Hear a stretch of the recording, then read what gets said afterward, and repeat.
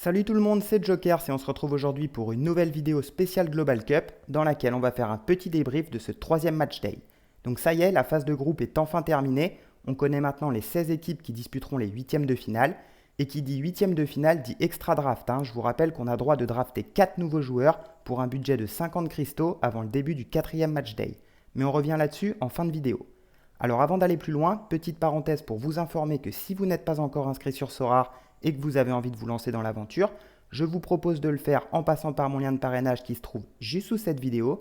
Comme ça, en plus de gagner une carte gratuite et de m'en faire gagner une par la même occasion, vous aurez droit à un accompagnement personnalisé tout au long de votre aventure. Ceci étant dit, on va pouvoir entrer dans le vif du sujet. Alors comme le nom de cette vidéo l'indique, ce troisième match day est plutôt synonyme de réussite de mon côté. Pas aussi bien que je l'espérais, mais on fait quand même un très bon résultat. Pourquoi pas aussi bien que je l'espérais ? Eh bien tout simplement parce qu'on avait débuté cette journée de la meilleure des façons possibles.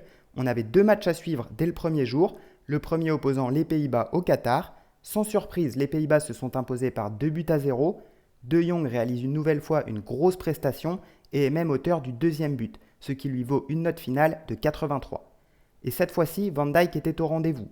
Grâce à un AA score de 38, il obtient une note finale de 75 et je vous avoue que celle-là, je l'attendais depuis le début de la Coupe du Monde. Le deuxième match de la soirée opposait les États-Unis à l'Iran. Match très important pour les deux équipes, synonyme de qualification. Donc comme je l'avais dit dans l'épisode précédent, j'ai préféré Turner à Baker car j'avais peur que le Brésil fasse tourner son effectif. De plus, je m'attendais à ce que Turner soit tout de même sollicité et puisse réaliser un bon AA score. Ce choix s'est avéré judicieux puisque de 1, le Brésil a bien fait tourner son effectif et a titularisé Ederson à la place de Baker, et de 2 car les États-Unis se sont imposés sans prendre de but, et Turner nous rapporte donc 74 points supplémentaires. Donc je vous avoue que mardi soir je me suis couché assez serein, il ne me restait plus que Messi à jouer en plus comme capitaine, et Ziyech que j'estimais avoir un bon match-up. Malheureusement ça aura été de courte durée, même si l'Argentine s'est imposée 2-0 face à la Pologne, Messi ne sera pas parvenu à être décisif sur ce match. Il en aura pourtant eu l'occasion sur penalty, mais malheureusement le gardien polonais lui a barré la route. Le point positif, c'est qu'il réalise tout de même un très bon AA score et nous rapporte 81 points grâce au bonus attribué au capitaine. Mais étant donné qu'à ce moment-là seulement 50% des cartes avaient été jouées, j'ai vite compris que mes chances d'accrocher le haut du tableau étaient parties en fumée. Donc à ce moment-là, j'étais classé à la 1675e place et il me restait encore une cartouche à jouer. L'attente aura été longue jusqu'au dernier match opposant le Maroc au Canada, mais je n'ai pas été déçu puisque dès la 4e minute de jeu, Ziyech ouvre le score.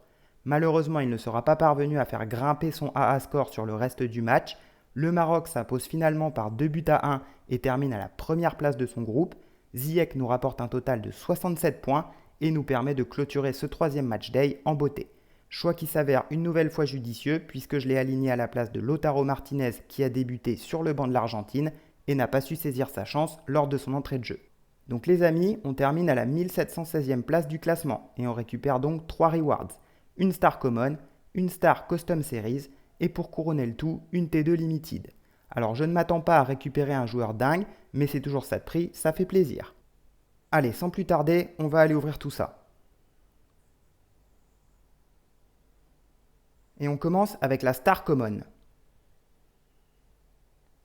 Alors non, ce sera la T2 Limited du coup, donc un Argentin défenseur, Gaston Hernandez. Alors je ne connais pas du tout, on va aller regarder ça.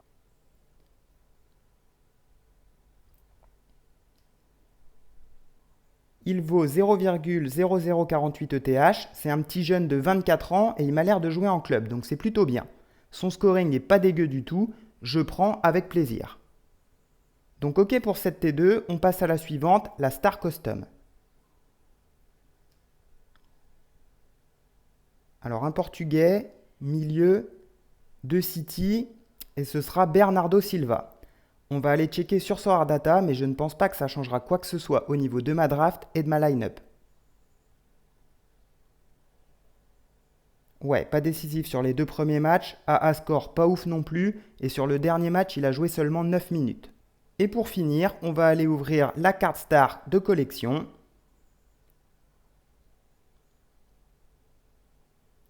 Pays-Bas, un défenseur, ce sera Virgil van Dijk. Donc toutes les rewards sont ouvertes, plutôt correctes dans l'ensemble, je suis satisfait de ces 3 nouvelles cartes qui viennent s'ajouter à ma galerie. Alors avant de constituer ma line-up pour le prochain match day, on en a parlé en début de vidéo, on a tous pu drafter 4 nouveaux joueurs pour un budget de 50 cristaux. Donc au niveau du gardien, ça a été vite vu. Entre Baker et Turner, j'ai déjà tout ce qu'il faut. Donc j'ai choisi un gardien à 5 cristaux pour en garder le plus possible. Ensuite, j'ai réalisé mes choix de la manière suivante.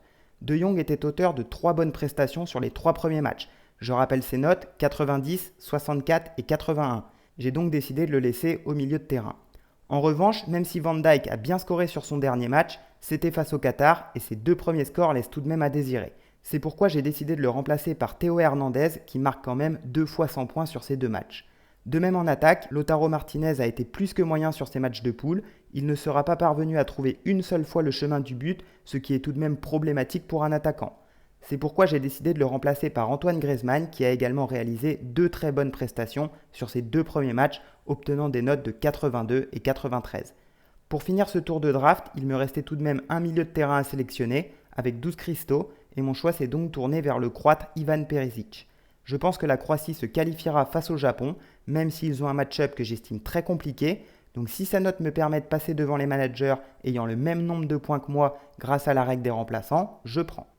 Donc ma draft étant effectuée, on va maintenant regarder la line-up que je propose pour ce 4e match day. Donc retour d'Alisson Becker dans les cages. En effet, le Brésil affrontera la Corée du Sud et je les vois bien s'imposer sans encaisser de but. En défense, j'ai décidé de remplacer Van Dijk par Théo Hernandez. La France affrontera la Pologne qui a marqué seulement 2 buts en phase de groupe. Je les ai regardés un peu jouer, honnêtement je pense que les Bleus ont moyen de dérouler. Au milieu de terrain, je reste sur Frenkie de Jong. Comme je disais tout à l'heure, il nous a fait 3 belles prestations sur cette phase de groupe. Les Pays-Bas affrontent les États-Unis qui ont marqué seulement 2 buts, alors que les Pays-Bas en ont mis 5 en 3 matchs. Donc idem, j'estime qu'ils ont un match-up très correct et j'espère ne pas me tromper.